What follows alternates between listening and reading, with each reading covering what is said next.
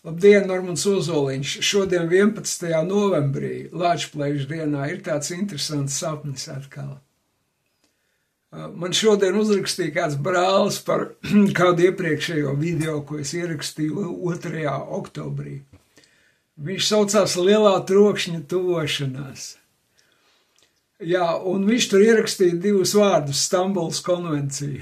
Jā, es tur stāstīju, jā, kad es redzēju redzējumu, ka tuvojas kaut kāds notikums vai troksnis. Nē, tur bija tā, tuvojas notikums, kas sacels lielu troksni. Jā, tā bija. Un to video var apskatīties manā YouTube profilā.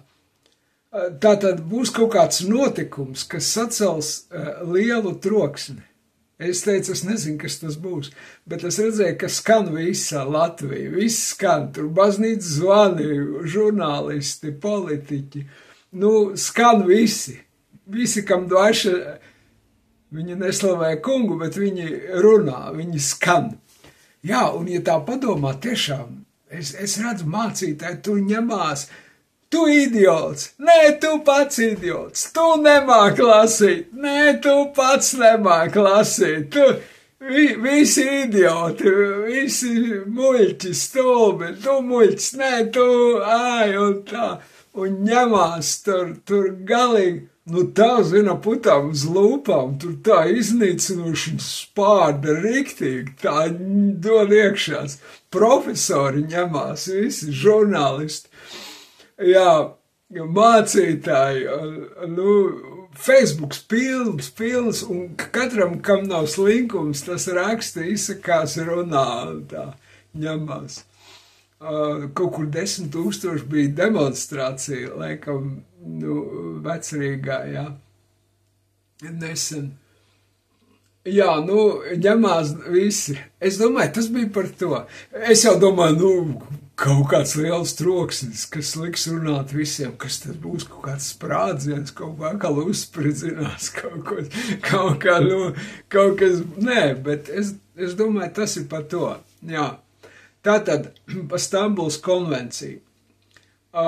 Jā, es domāju, tāda nenozīmīga lieta. It kā viņa, ir skaidrs, ka tas nav nekas tāds īpaši, vērts, kam vajadzētu piesaistīt tādu, kas būtu tāds izšķirīgs.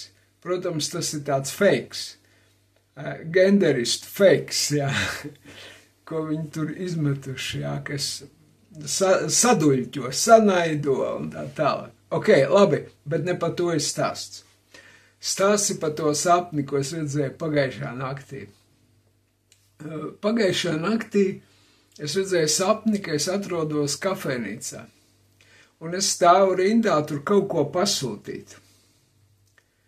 Un es tagad runāju ar to apkalpotāju, kas tur no to pārdevēju, un pēkšņi es paskatos, pa labi tur skatos, vau, ko viņi tur ir uztaisījuši. Izrādās, ka tur ir nokauti kaut kādi vērtīgi dzīvnieki, kaut kādi dinozauri, kas šajā zemē ir bijusi kā vērtība, kā tāds kā vislielākais dārgums, kuru dēļ visa pasaule ir braukusi to skatīties. Kaut kā dzīvnieki no pirmsplūdu laikiem vēl.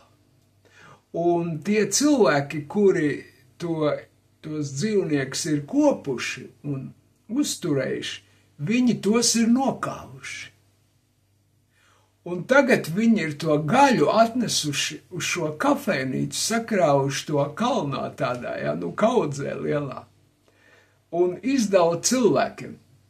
Bet es tajā sapnī saprotu, ka man nav pieeja tai gaļai, jo es neesmu vēlams šim grupējumam, kas kopa tos dzīvniekus. Es neesmu viņu cilvēks, tā kā, man nespīd pagaršot, kā garšot dinozaurs, jā, vai kaut kāds tur teriozaurs, es nezinu kāds.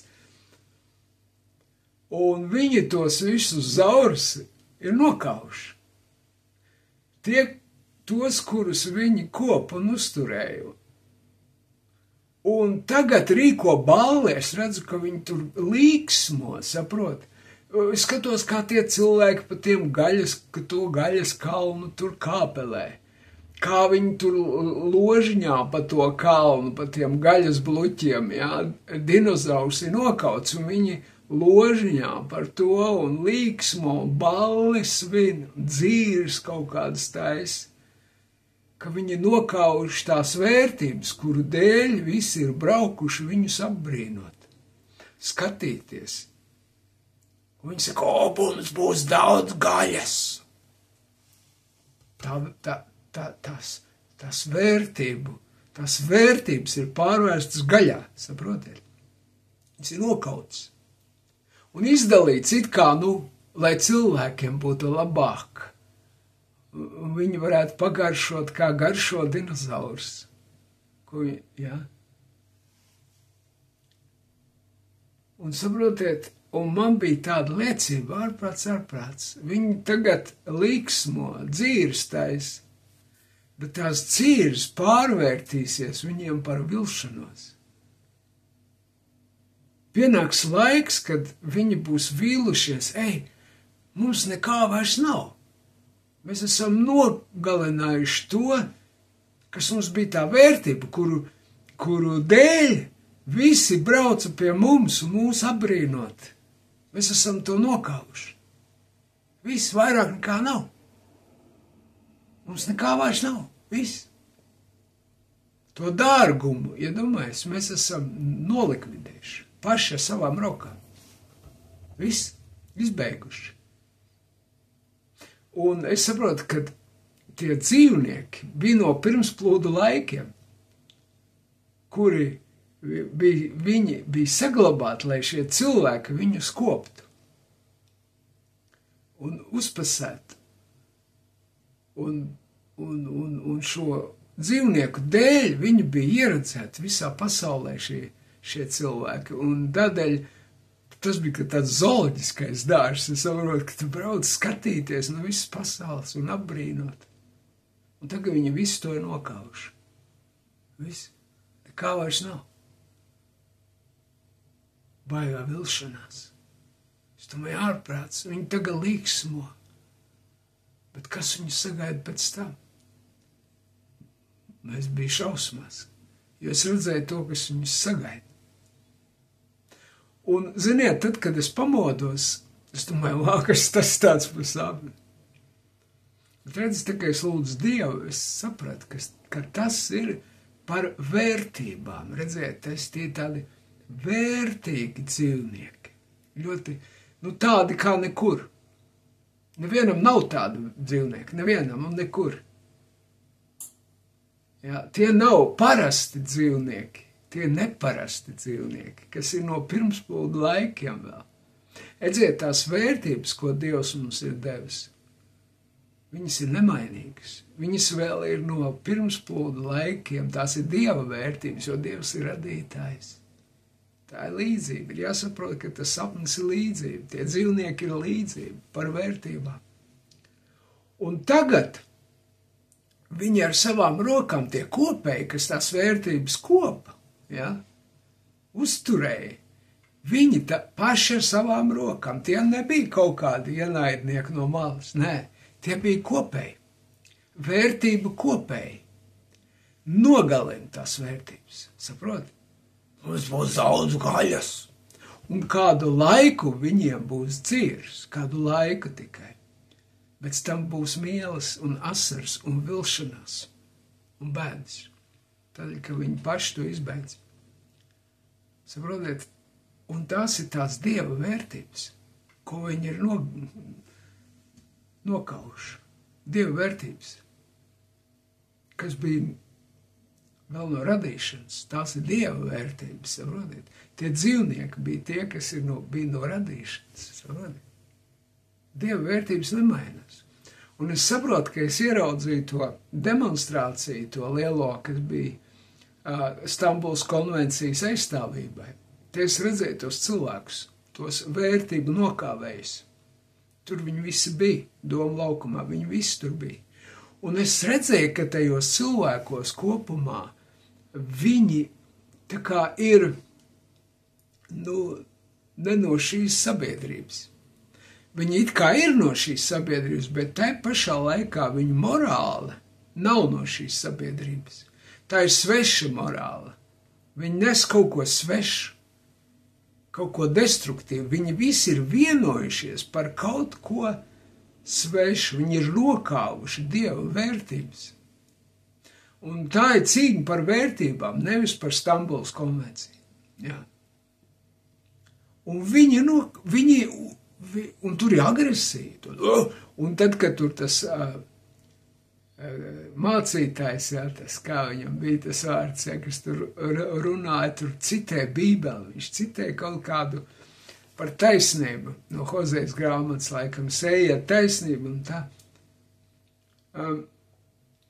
Un tad varēja just tajā atmosfēru tādu, ka uzreiz tā, tur negavilēja, kamēr, kad nocitēja Bībeli, neviens negavilēja. Pāpa par pārējo visu gavilēja. Ja? Mēs redzam to garu, mēs redzam svešu garu pavisam, kas nokauj vērtības, Dieva vērtības. Un viņi ir lēmīgi bradāt tām pa virsu. Viņi saka, mums to nevajag, mums pašiem ir savas vērtības. Saprotiet? Jā. Un to es redzēju tur. Bet šiem visiem, kuri vērtību nokāvējiem, kuri tagad liksmo un staisa dzīves, un it kā sabiedrībai izdala gaļu, ja, nokaut to savu vērtību, nokaut to. Saka, redziet, lai dzīvo visatļautība, nav morāls, nav. Mēs varam gulēt ar jebkuru dzimumu, mēs varam darīt, ko mēs gribam. Jā, pilnīgi jebko mēs darām. Mēs varam mainīt dzimumus, gulēt ar ko gribam, ar vīrieti, sievieti, jebko. Vienalga, tās ir mūsu tiesības. Ok, tev ir tiesības arī uz ellē aiziet. Tās ir tavas tiesības, reāli. Bet tā Dievs atļauj arī jums svinēt dzīves, bet tikai uz kādu laiku. Tikai uz kādu laiku. Kad gaļiņa beigsies, viņš būs apēsts, dzīves būs beigušās. Un tad būs paģirs, un tad sāksies, un paģirs būs briesmīgs, draugi. Jā, vilšanās būs milzīga. Un sekas būs ļoti bēdīgas. Jo grēka alga ir nāve. Tā saka Dieva vārds. Grēkam jebkurā gadījumā ir jāsaņem alga. Tā ir nāve. Un tas jūs sagaida, draugi. Un tā kā pagaidām jūs vēl variet liksmot un dzīrot, vērtību nokāvēja, bet jūsu dzīves nevilksies ilgi. Nevilksies. Dievs ir taisnīgs. Dievs ir patiesības Dievs. Un tai lietai būs ļoti smagas sekas un ļoti smaga vilšanās jums būs. Bet tikai tiem, kuri ir šai pulciņā, ne citiem, bet tiem, kuri ir Stambulas konvencijas tie saucami aizstāvi, kuri cīnās pret Dieva vērtībām. Diemžēl, bet fakts. Un tas man atkal bija jums jāpasaka. Paldies, ka klausījāties, lai Dievs svētī visu labu. Atā.